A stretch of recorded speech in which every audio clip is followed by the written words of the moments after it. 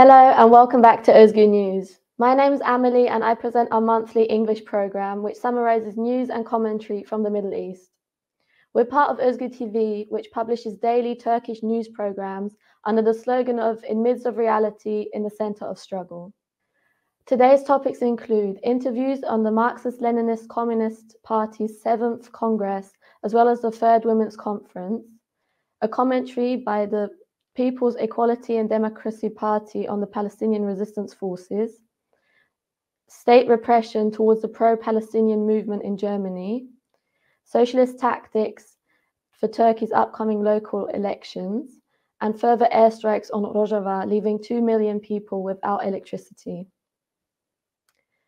In recent episodes of Özgür Yorum, Marxist theory author Ibrahim Çiçek spoke on the 7th Marxist-Leninist Communist Party's Congress, as well as Sultan Ulusoy, who spoke for Socialist Kadın on the 3rd Communist Women's Conference.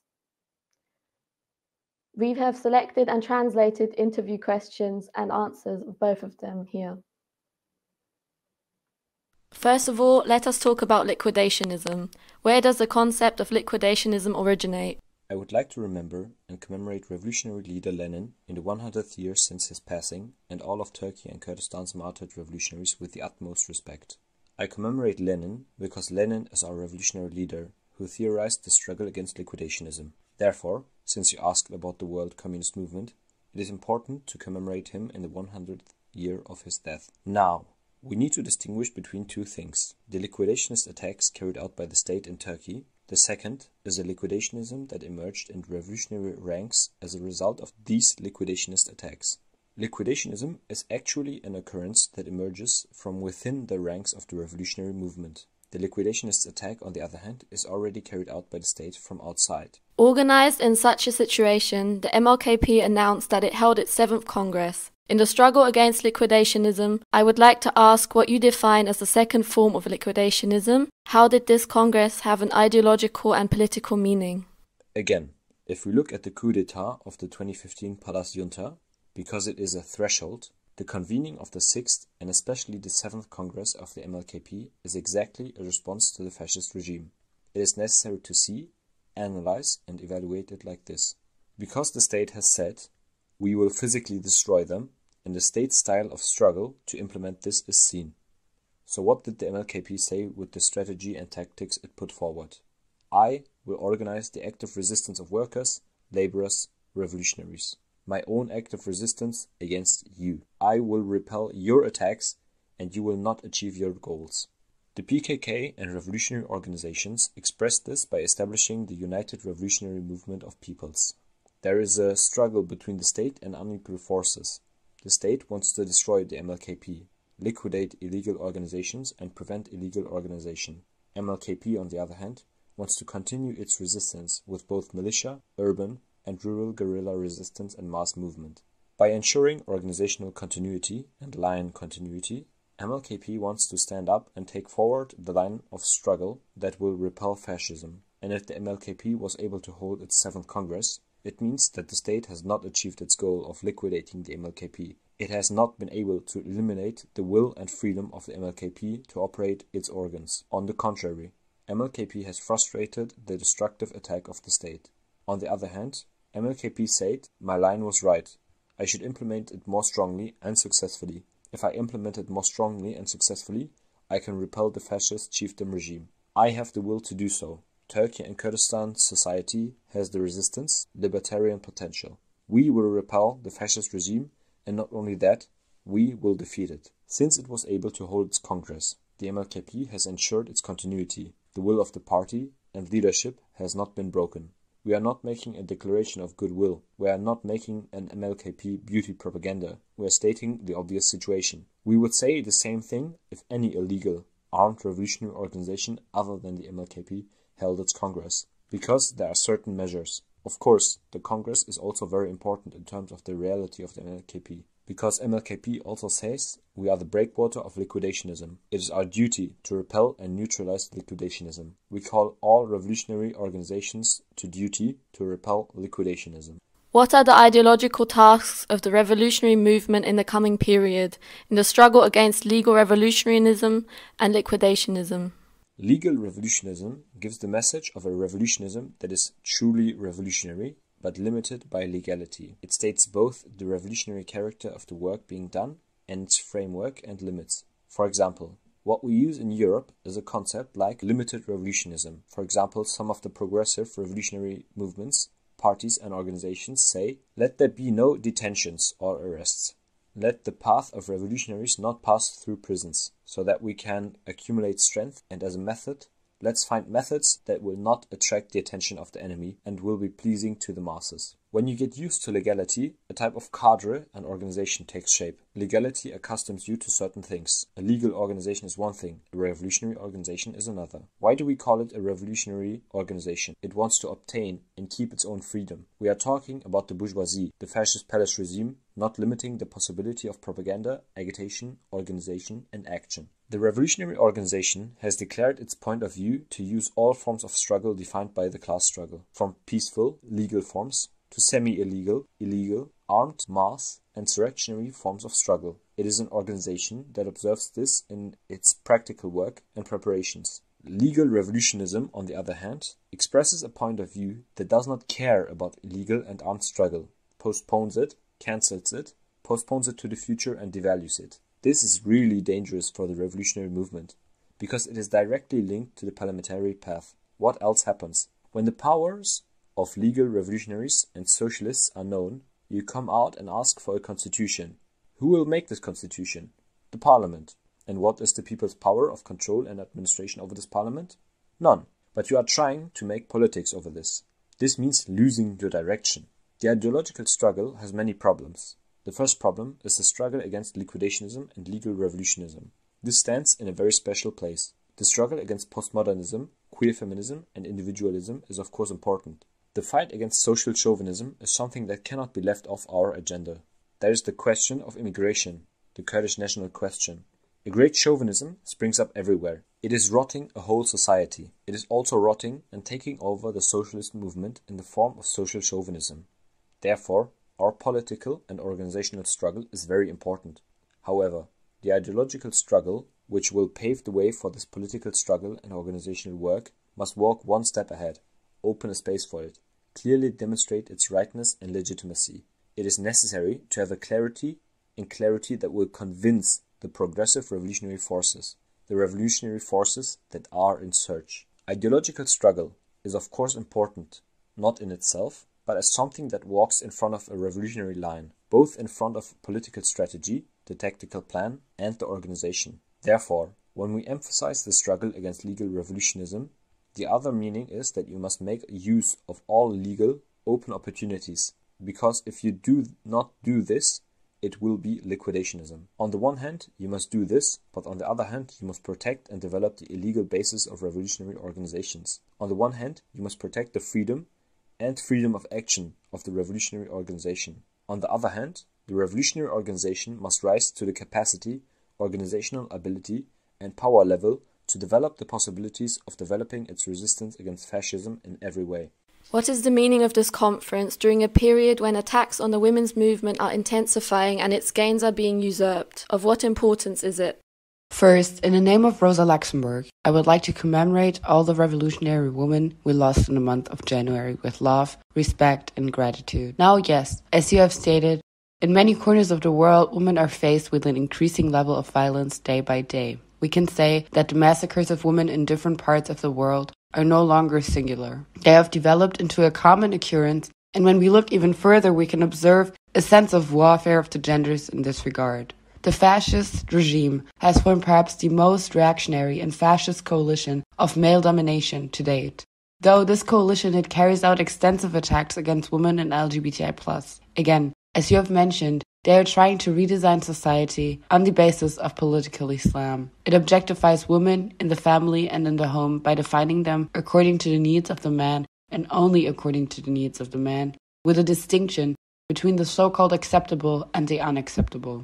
They are trying to turn women into domestic slaves. The struggling forces who object to this discrimination, to this male violence, who take to the streets, are being intimidated with detentions, with the terror of arrest. We have seen this. We have clearly seen the level of this aggression, the level to which this aggression can reach at protests on the 25th of November in the honor marches, at 8th of March protests and events. The Communist Women's Organizations Conference was convened precisely under these conditions, at a time when the fascist regime was trying to prevent the women's liberation struggle with many different means and attacks, and was applying a raging police terror against the most vigorous, most prominent parts of it. The fact that it took place under such conditions is really very important and very valuable. It is necessary to salute the will of the women's liberation struggle, which succeeded in organizing a communist women's conference by overcoming all these legal limitations when the conditions for the women's liberation struggle to express itself even on democratic grounds were limited to the greatest extent possible. Obviously, this is an indication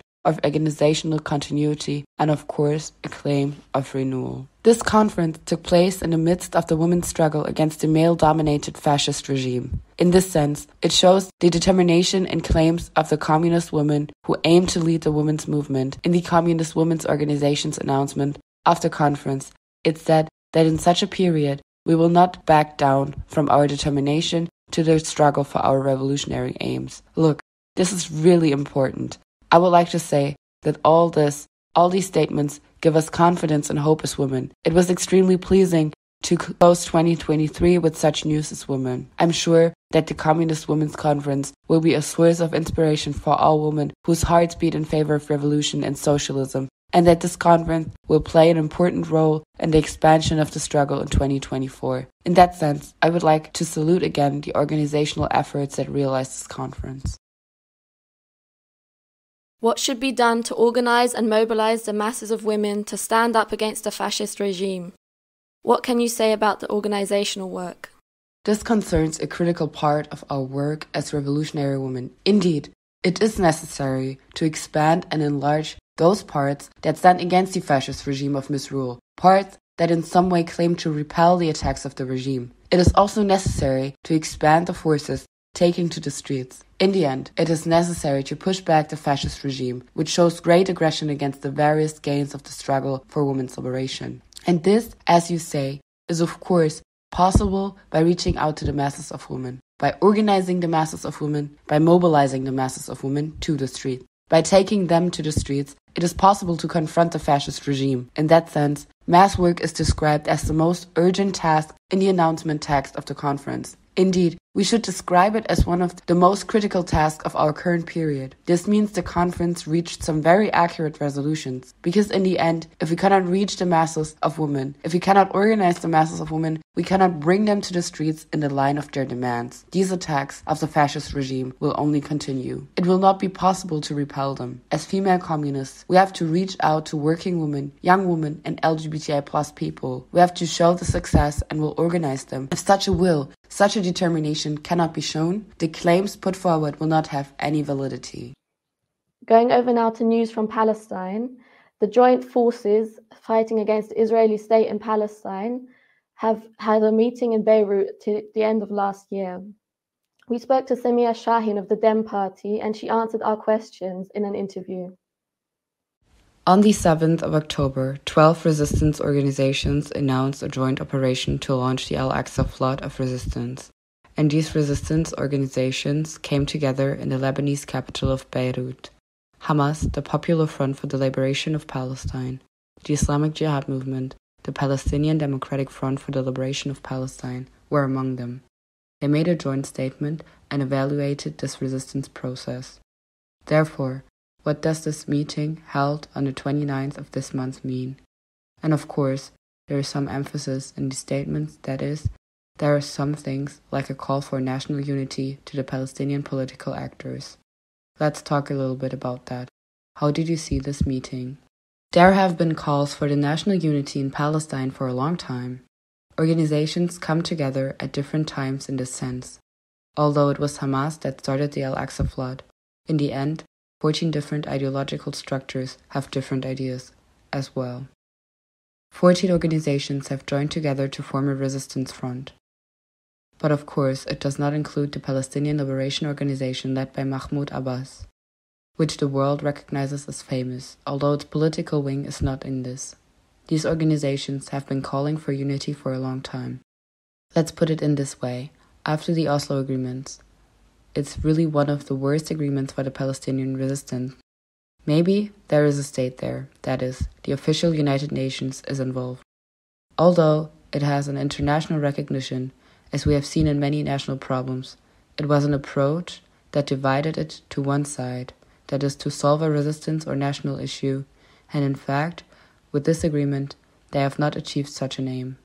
And now Mahmoud Abbas is not part of these parties in terms of achieving such a national unity. Israel has an approach to this, and it puts a condition to Netanyahu, that is, if Abbas is going to try to enter into this process, he also says that Gaza is a solution. It says, no way, a two-state solution. In other words, it says a demand that falls behind even the Oslo agreement. It says that you cannot even talk about a two-state solution anymore. It says that you will give it up. This means that, as structures have affiliated to the State of Israel, it says that we will be in control. You can only be involved in civilian affairs here, organizing civilian life. But you can only be content with this, or, in a similar way, a solution to this issue is expected, which I should call enslavement, that is to say, they will no longer have any rights, and in the future even their existence here will be ignored. I mean, you may remember that there was a law adopted in 2018, in which Jerusalem was declared the capital. It says that Israel is the only state of the Jews, that Israel is a nation state, the nation state of the Jews. It is necessary to see that the most fundamental issue that these organizations, which are described as different organizations, want to do is to become a nation, to ensure the integrity of the nation. More than 6 million refugees are scattered all over the world.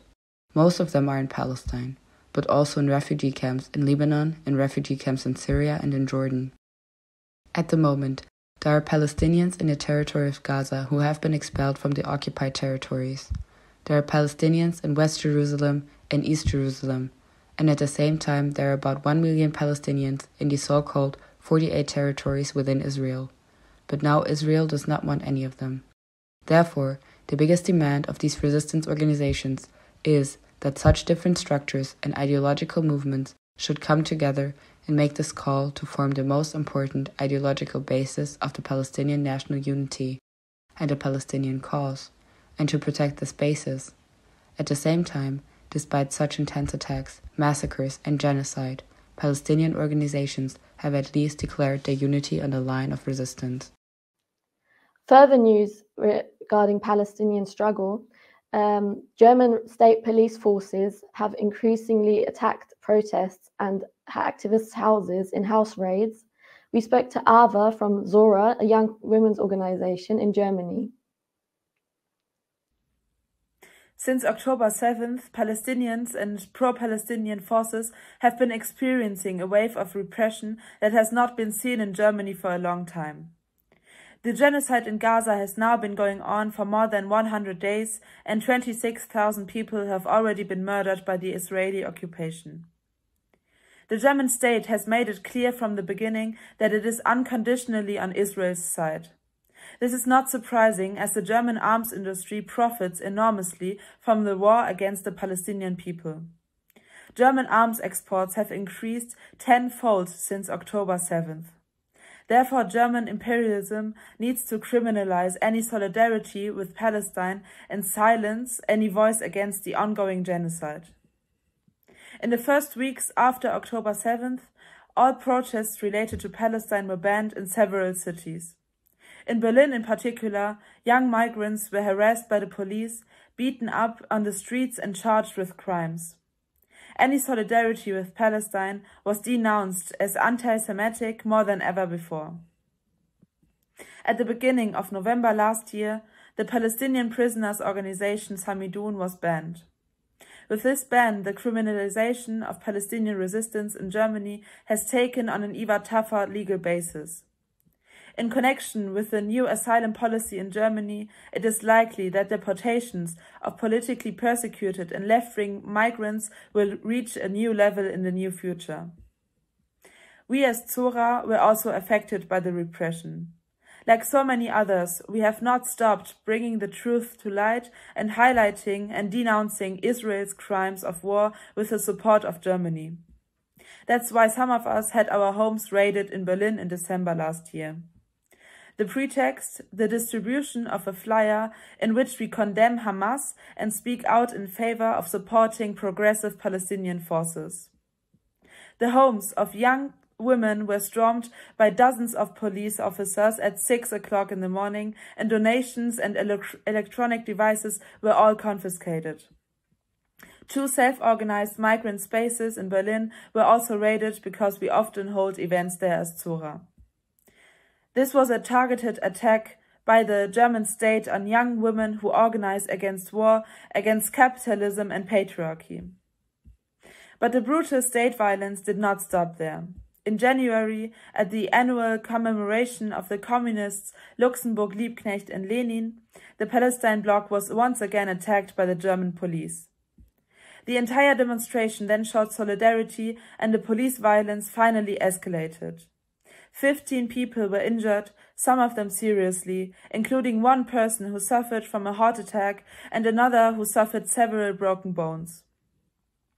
We know the reasons for all this violence and repression. We know that the German state is not and never has been concerned with the fight against anti-Semitism. Rather, it is concerned with enforcing its economic interests.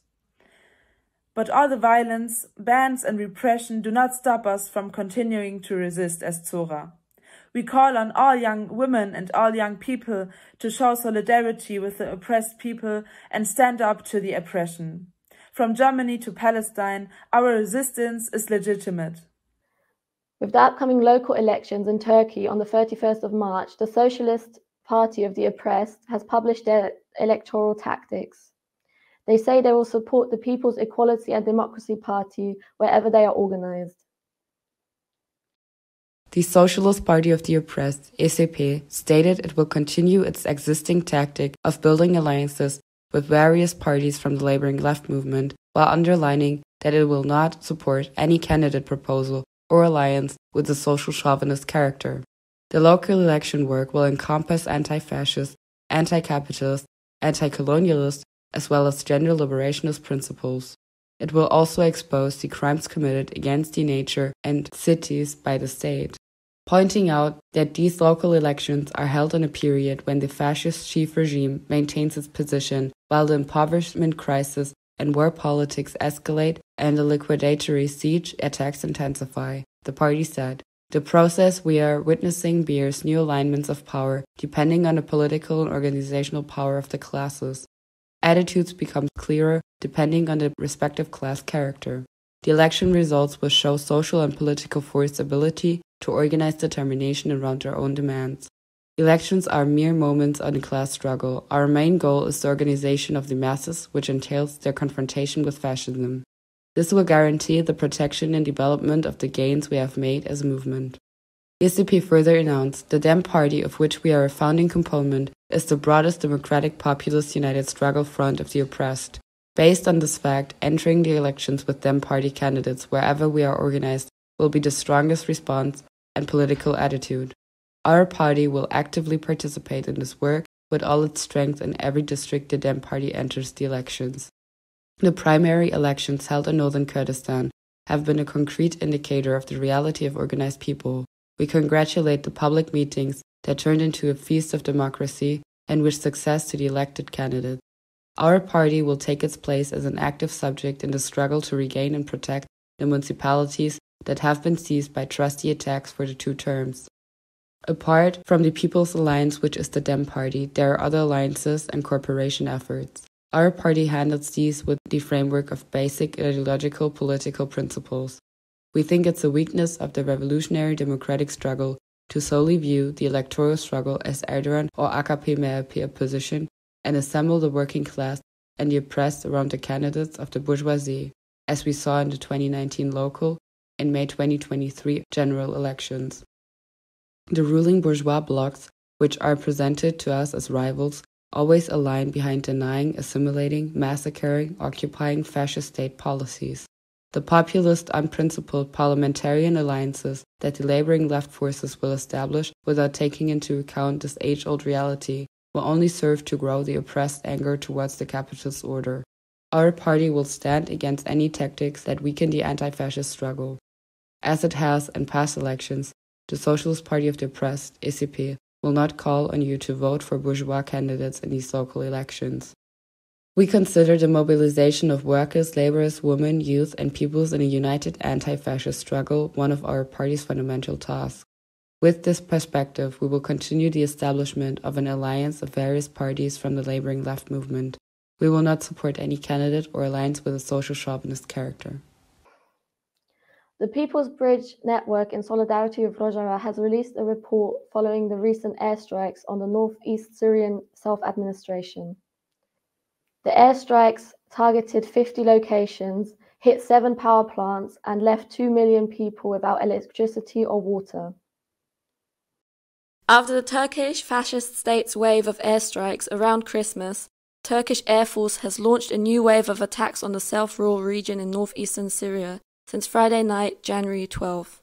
Like the previous waves of attacks, they are a response by the Turkish state to the losses suffered by its army against the guerrilla in southern Kurdistan, Bashur.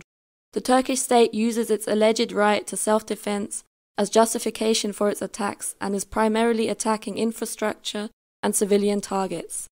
Within 4 days, Turkey has carried out attacks on over 50 locations. Important electricity and oil infrastructure, as well as industrial facilities, Asayish checkpoints, factories, and residential buildings were attacked. As a result of the attacks, 7 important power plants are out of order, leaving over 2 million people without electricity and water. The attacks have injured 6 civilians, including 2 children. Turkey is also targeting first responders in the attacks by bombing the same location several times in quick succession. The airstrikes are already affecting millions of people with power cuts, fuel shortages and water shortages, threatening to turn into a humanitarian catastrophe. During the wave of attacks, there was also a rocket attack on the Sinar prison in Heseke on Tuesday morning. A wing with young ISIS members was hit. Shortly after the attack, ISIS prisoners tried to escape from the prison but were unsuccessful. Around 3,500 supporters and members of the fascist ISIS gangs from various countries are imprisoned in Sinar prison. Just 2 years ago, ISIS attempted to storm the prison and free the prisoners in an attack supported by Turkey, but this was prevented by the resistance of the population and the Syrian Democratic Forces. In Kirkuk, in southern Kurdistan, the Turkish Secret Service MİT carried out an assassination attempt on women's rights activist Firyal Sileman Halid. She had traveled to Kirkuk from Heseke at the invitation of women's organizations from southern Kurdistan. Kurdish activists are repeatedly assassinated in South Kurdistan. There have been 8 attacks since September 2021 alone. Robin Khalil Mehmoud, who was injured in an airstrike on the Shimav printing house in December, told the news agency ETA in an interview, "Yes, there might be fear when attacks happen, but at the same time the desire to resist increases." This statement is not the only indication of the will of the people of northeastern Syria to resist the occupation and the attacks by the Turkish state. Protests against attacks took place in many cities. In Kobane, young people took to the streets. The Syrian Democratic Council is also calling for resistance. The co-chair of the self-administration, Berivan Khalid, explains that everything possible is being done to meet the needs of the population. She also says the self-government draws its strength and morale from the people. The people have rallied around the autonomous administration and mobilized to protect the achievements of the autonomous administration. We draw our strengths from our people, and our confidence in our people is boundless. She calls on the people of northeastern Syria to further strengthen their resistance against the attacks. In light of 2024 being the 100th year since revolutionary leader Lenin's passing, Marxist Theory publication is organizing a symposium under the slogan, "The World Through Lenin's Eyes." Speakers from different revolutionary organizations from all across the world will participate and discuss the theories that the revolutionary leader gave us amongst the times of today. The symposium will take place on the 24th of February in the German city of Frankfurt Main. and will additionally be live reported by us on our social media platforms. For more information, follow our Twitter, which is @özgürnews_. Thank you very much for watching Özgür News. Our program is published every last Sunday of the month at 6 p.m. Central European Time. For more information and news, follow our social media.